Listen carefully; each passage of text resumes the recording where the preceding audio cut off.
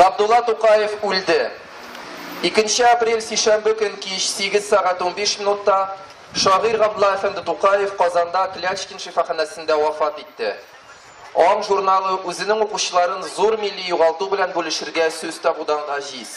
Тукаевның вафаты белән дөнья төрек әдәбияты үзенең иң сөйлеп укыла торган шагыйрьләреннән мәхрүм калды. Әдәбиятыбызның талантларга иң мохтаҗ заманында ачылып, югары ноктага ирешеп җитмәстән зур бер милли талантның җыелуын бөтен милләт зур хәсрәт белән генә каршы аладыр. Милләтнең бу әдәби югалтуы аң өчен хусусый сурәттә бер югалудыр. Габдулла Тукаев аның исем бирүчесе, оештыручылардан берсе һәм аның даими мөхәррирләреннән берсе иде. Ул вафатыннан 2 генә сәгать элек бу сан аңны актык мәртәбә бизәгән шигырьләренең карикатурасын сырап ятты. Ләкин тәкъдир аңар бу шигырьләрен басылган хәлдә күзеннән кичерергә мөмкинчелек бирмәде. Габдулла Тукаев үлде. Ләкин аның исеме, аның шигырьләре милләт йөрәгендә тиз үлмәс. Алар бәрәкәтле орлыклар шикелле, милләт рухында милли аң үстерерләр. Халкыбызга, телебезгә, гадәтләребезгә мәхәббәт тудырып торырлар. Җир йөзен тарсынган рухым, Худаның галәмендә булсын, газиз шагыйрь. Аң журналы 1913 елның 10 апреле. Кәҗә белән сарык бер капчыкта туган телне киле. Әлләли, кергә батты мунча күрмәс тормыш. Шитлегеннән очты кышлары. Мөкаддәс саз тынды уйнавыннан. Заман изде аның кылларын. Аппаратлар күптән шауып узды. Һәм һава да бетте. Үпкәдә кисек баш күк ага безнең тормыш.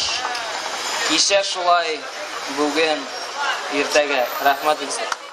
Кемдер карап тора, кемдер килеп шәй ишә. Ойда шәй.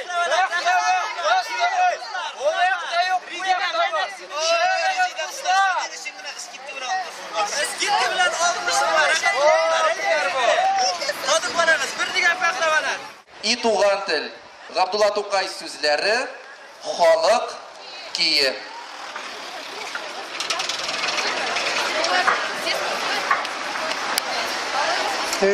Туган тел, матур тел, әткәмән камның теле.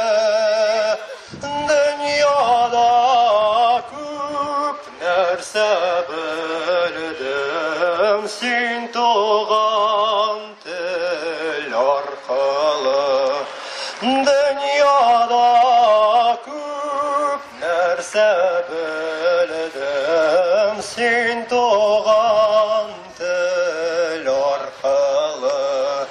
Иң элек бу тел белән камбишектә көйләгән, аннары төннәр буе әпкәм хикәят сөйләгән.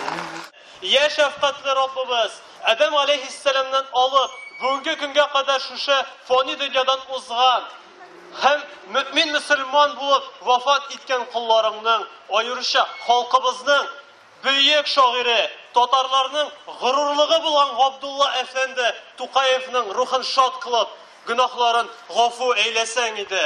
Амин.